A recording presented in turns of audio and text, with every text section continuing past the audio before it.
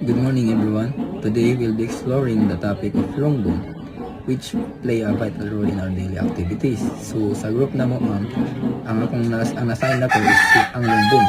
So long bone, it is a long bone that is cylindrical in shape, being longer than its width. Long bones are found in the arms, humerus, ulna, radius, and sa legs, femur, tibia, fibula, as well as the fingers, metacarpals, phalanges, and sa toes, metatarsals, phalanges. We use them in the main movements of our body. Long bones work as levers. They move when muscles contract. In addition, long bones are a type of bone in the body known for their length. They're crucial for movement because they work with muscles to act as levers. Flat bone. A flat bone is typically thin. It also often curved. Examples that include cranial skull bones and scapulae, shoulder blades, the sternum, breastbone, and the ribs. We use them to protect the organs of our body. Flat bones serves as points of attachment of the muscle and often protect internal organs. Example of the flat bones. Cranial bones. This is a bones form the protective structure of the skull, safeguarding the brain. And the shoulder blades provide the attachment point of the core muscle of the shoulder and upper back, facilitating the wide range and the arm movement.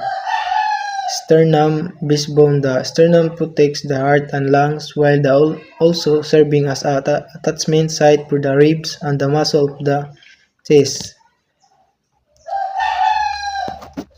Ribs. The ribs forms a protective cage around the thoracic cavity, shielding the heart and lungs from injury. And the function of the flat bones, protecting of internal organs. Flat bones provide a physical barrier of the shield. Vital organs form internal forces in the trauma. Muscle attachments. The broad flat surface of these bones outer extensive areas of the muscle attachment enable movement and stability. Short bones are designed to provide stability and support while allowing for limited movement. They help with fine movements of the body, especially in the hands and feet. Because of their shape, they can efficiently absorb shock and bear weight, making them important for balance and motion. The human skeleton is composed of various types of bones that differ in shape function. One of these types is the short bones, which are small cube-shaped bones found mainly in the wrist and ankles. These bones play a vital role in providing stability, supporting body movement, and allowing precise motion. Irregular bones. Types of irregular bones. Vertebrae. These are the bones of the spine or backbone that make up our back. Sacrum, a large triangular bone located at the lower end of the spine, connected to the pelvis.